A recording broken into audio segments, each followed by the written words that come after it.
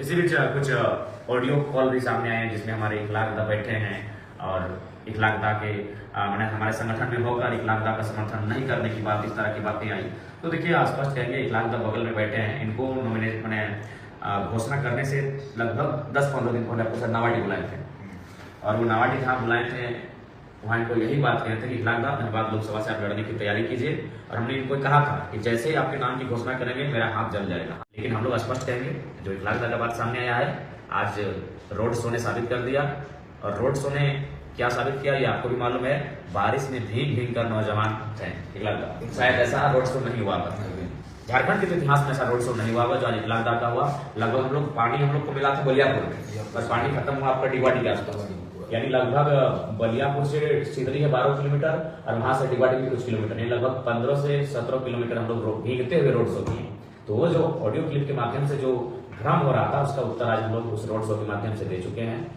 जय हिंद, जोहार झारखंड। मैं शमशाद आलम। जयराम महतो ने अपने विरोधियों को करारा जवाब दिया। जिस तरह से ऑडियो वायरल को लेकर जो है कि जयराम महतो के ऊपर सवालिया निशान खड़ा किया जाता है, जयराम महतो ने सामने आके सारा चीज स्पष्ट रूप से बताया कि आखिर माजरा क्या है। दूसरा जो सबसे महत्वपूर्ण बात यह था कि जिस समय धनबाद लोकसभा सीट पे इखलाक अंसारी का नाम का घोषणा जयराम महतो के द्वारा किया गया था, उस समय तमाम काफी ऐसे लोग थे जो है कि जयराम महतो के ऊपर साजिश रचना स्टार्ट कर दी है। ये भी बात को लेकर जयराम महतो ने खुल के जो है कि स्पष्ट रूप से झारखंड वासियों को और जेबी केसेस के समर्थकों को बताया कि आखिर मामला क्या था।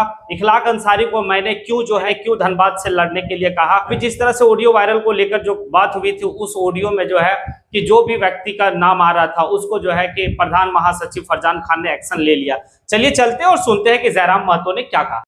जोहार झारखंड, जय झारखंड। आशा करते हैं झारखंड वासी ठीक होंगे।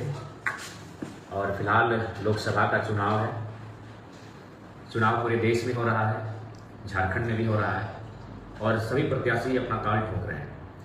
तो इसी चुनावी समर के बीच जहां दो बड़ी बड़ी गठबंधन चुनाव लड़ रहे हैं, झारखंड के युवा एक नई राजनीतिक विचारधारा के साथ राजनीति में अपने आप को स्थापित करने का प्रयास कर रहे हैं और साथ ही साथ एक नए विजन के साथ चलने का प्रयास कर रहे हैं। और केवल उन्होंने प्रयास ही किया है कि राजनीतिक गलियारों में खलबली मच गई है और मचना भी स्वाभाविक था, क्योंकि आसान नहीं है ऐसी आइडियोलॉजी से पॉलिटिक्स करना। आसान नहीं है कि 75% सैलरी आप जनता को दान देने की बात करें, उस सैलरी को भी आप जन सुविधा के कार्यों में लगाएं।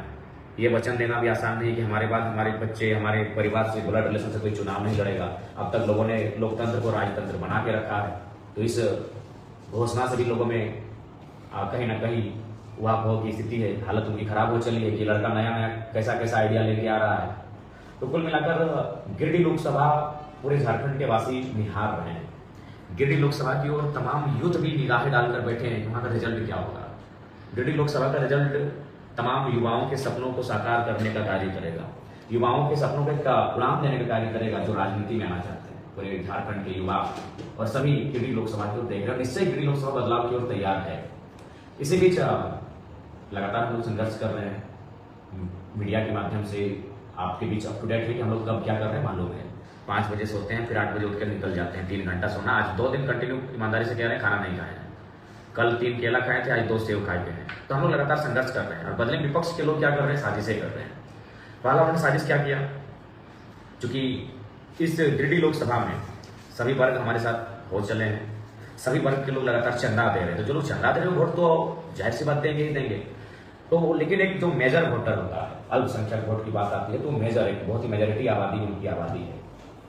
अब उस सोसाइटी को लोग लगातार डिफॉर्मेट करने का प्रयास किए। सबसे पहले उन्होंने क्या कहा कि अगर बाबू जयराम बाबू जीत जाते हैं तो एनडीए में चले जाएंगे, इधर चले जाएंगे, उधर चले जाएंगे। जब हमने स्पष्ट उत्तर दिया कि हम लोग कहीं नहीं जाने वाले, जाना होता तो 13 केस है मेरा, 13 को एफआईआर है, जंगल जंगल भटक रहे हैं, गांव गांव भटक रहे हैं, किसी की शरण में चले जाते हैं, केस से छुटकारा पा जाते हैं। तो जब हमने इस सवाल का उत्तर दिया कि हम लोग कहीं नहीं जाने वाले हैं, खुद की पार्टी बन रही है, हमारी खुद का छाप होगा और अपने आइडियोलॉजी से हम लोग आने वाले दिन विधानसभा के चुनाव भी लड़ेंगे। तो जब इस बात को लोगों ने स्वीकार कर लिया तो फिर नए तरह के हथकंडे अपनाने लगे। इसी बीच कुछ ऑडियो कॉल भी सामने आए हैं जिसमें हमारे इखलाकदा बैठे हैं और इखलाकदा के मैंने हमारे संगठन में होकर इखलाकदा का समर्थन नहीं करने की बात, इस तरह की बातें आई। तो देखिए स्पष्ट कहेंगे, इखलाकदा बगल में बैठे हैं, इनको नॉमिनेट मैंने घोषणा करने से लगभग 10-15 दिन पहले आपको सर नावाडी बुलाए थे और वो नावाडी जहाँ बुलाए थे वहाँ इनको यही बात कहते थे कि खिलाफदार धनबाद लोकसभा से आप लड़ने की तैयारी कीजिए। और हमने इनको कहा था कि जैसे ही आपके नाम की घोषणा करेंगे मेरा हाथ जल जाएगा। हाथ जल जाने का तात्पर्य है कि हमको आलोचना झेलना होगा, हमको अपने लोगों का ही विरोध का सामना करना होगा। तो मैंने पहला काम क्या किया था, अपना फेसबुक बंद कर दिया था, क्योंकि हमको मालूम करीब क्या घटेगा, क्योंकि आसान नहीं है कि आप सामाजिक न्याय की बात करें। अभी तक लोग अल्पसंख्यक को केवल अपना वोटर मानते थे, और हमें पढ़े लिखे मास्टर ऑफ आर्ट्स बीएड किए हुए नौजवान को राजनीति में लाने का प्रयास कर रहे थे। तो हमने इनको स्पष्ट कहा था जैसे ही आपके नाम की घोषणा होगी मेरा हाथ चलेगा। इसलिए चलेगा कि लोग आलोचनाएं करेंगे, लोग बर्दाश्त नहीं करेंगे कि अल्पसंख्यक राजनीति में धनबाद सीट से लड़े। तो जब वहां हुआ तो मैंने इनको स्पष्ट कहा था कि लगभग हमारे संगठन में ही 10 लोग हैं जो धनबाद लोकसभा लड़ना चाहते हैं, यानी बाकी जो 9 है उनसे हम सभी को आलोचनाएं सहनी होगी। और हम पर तो इतना प्रेशर बना, लास्ट में फरजान खान ने भी हमसे कहा कि भैया डिसीजन को बदल दीजिए, आप किसी को दे दीजिए टिकट, लेकिन डिसीजन को बदलिए। हमने कहा नहीं, जब इकलाक दा मैदान में आ चुके हैं, हमने एक अति पिछड़े समाज के बेटे को मौका दिया है, तो कहीं ना कहीं अब यहाँ से कुछ नहीं होगा, उनके साथ में डटकर खड़ा होना चाहिए। तो इसलिए स्वाभाविक है कुछ भीतरघात की बातें सामने आई, लेकिन हमने स्पष्ट आज के रैली में उस ऑडियो से हम लोग का किसी प्रकार का कोई संबंध नहीं है। जिस शख्स की बात हो रही है उन्हें हमारे महासचिव ने उस पर एक्शन में ले लिया है, फरजान खान जी ने। और मेरा उनसे हमको लगता है 4-5 महीनों से किसी प्रकार का कोई टचअप भी नहीं है, क्योंकि 4-5 बजे सोना, फिर 7 बजे उठ के चले जाना। हमारा फोन खुद अभी एक फोन नवाडी की टीम हैंडल कर रही है और मेरा एक फोन हमारे गांव के लड़के हैंडल कर रहे हैं, यानी फोन से भी मेरा नाता नहीं रहा है। तो इसलिए चूंकि लोग लगातार हमारे संगठन में जो लोग आए हैं, कुछ लोग ऐसे स्वाभाविक से हैं जो भीतरघात की स्थिति आती है। गिरिडीह में भी भीतरघात हो रहा है, बहुत सारे हमारे केंद्रीय कमेटी के पदाधिकारी हैं जो अब किसी गांव में जा रहे हैं, बोल रहे हैं कि टाइगर को कब वोट दे ही रहे हैं, 10 को 15 को केरा तीर को दे दीजिएगा, क्योंकि उनसे उनका रिश्ता है। तो ये चीजें होती हैं, लेकिन हम लोग स्पष्ट कहेंगे जो इकलाक दा का बात सामने आया है, आज रोड शो ने साबित कर दिया। और रोड शो ने क्या साबित किया ये आपको भी मालूम है, बारिश में भीग भीग कर नौजवान थे इकलाक दा। शायद ऐसा रोड शो नहीं हुआ था झारखंड के इतिहास में, ऐसा रोड शो नहीं हुआ जो आज इकलाक दा का हुआ।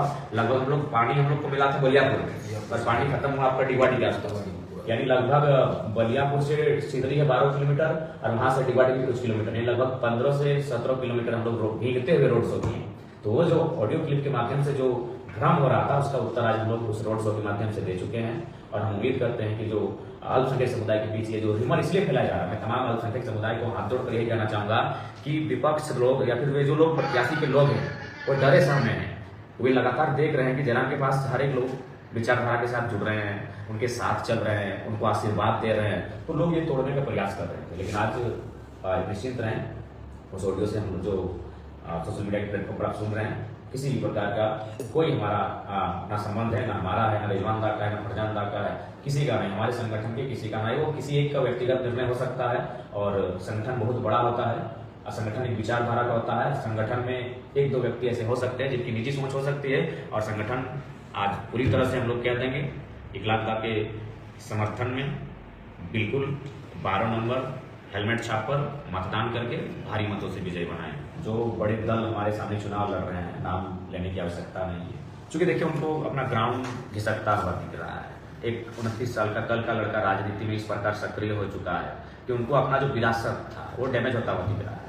अभी उदाहरण के लिए देखिए, टुंडी में आए थे जयप्रकाश भाई पटेल, किसके लिए आए थे कहने की आवश्यकता नहीं है। जयप्रकाश पटेल किनके दामाद है, किनके ससुर नहीं, हमको बताने की आवश्यकता नहीं है। वो आके क्या बोल रहे थे पता है कि जयराम जीतेगा तो चला जाएगा एनडीए में, बीजेपी में, जयप्रकाश भाई पटेल बोल रहे हैं। तो हम चाहेंगे कि अल्पसंख्यक समुदाय मुसलमान कौम आपसे उनसे सवाल करे कि आप कब तक बेवकूफ बनाइएगा। आप तो खुद अभी तक बीजेपी में, ठीक है, आप कांग्रेस से सांसद का चुनाव लड़े, लेकिन आप विधायक कहां से हैं? आप तो ऑलरेडी अभी तक बीजेपी के विधायक हैं। या अगर आप हार जाते हैं बाय चुनाव तो बीजेपी के विधायक रहेंगे, आपने तो रिजाइन दिया नहीं है। तो इसलिए अल्पसंख्यक समुदाय हम आपसे बार बार आग्रह करेंगे कि किसी भ्रम में क्यों आना। आप लोग पढ़े लिखे लोग हैं, प्रबुद्ध लोग हैं, समझदार लोग हैं। जेपी पटेल अगर आ रहे हैं और इस प्रकार अगर आपको भड़का रहे हैं तो उनसे सवाल कीजिएगा कि महोदय आप भले सांसद का चुनाव लड़े पंजा छाप से, लेकिन विधायकी तो आपका अभी भी फूल छाप से है, तो कब तक और क्यों बेवकूफ बनाइएगा। तो इनको इसी बात की तकलीफ है कि भैया हम एक नई आइडियोलॉजी के साथ पॉलिटिक्स करने आए हैं। आज मेरे ऊपर 13 केस है, 4-5 दिन हम जंगल में बिताए, ये मेरे साथी जानते हैं। उनसे जब चुनाव खत्म हो जाएगा हम बकायदा बहुत सुंदर इंटरव्यू दिलाएंगे उनसे। 4-5 दिन हम नदी के किनारे, जंगल में, वन में रह के बिताए, यानी कितना परेशानी में, कितना दुविधा में, पूरा सिस्टम लगा था हमारे पीछे। तो अगर हमको कहीं जाना था तो इस मुश्किल परिस्थिति में जाना था। जब हम चुनाव जीत जाएंगे तो क्यों जाएंगे, वो तो मेरा चुनाव जीतने के बाद तो हमने कहा पावर में आ जाएंगे।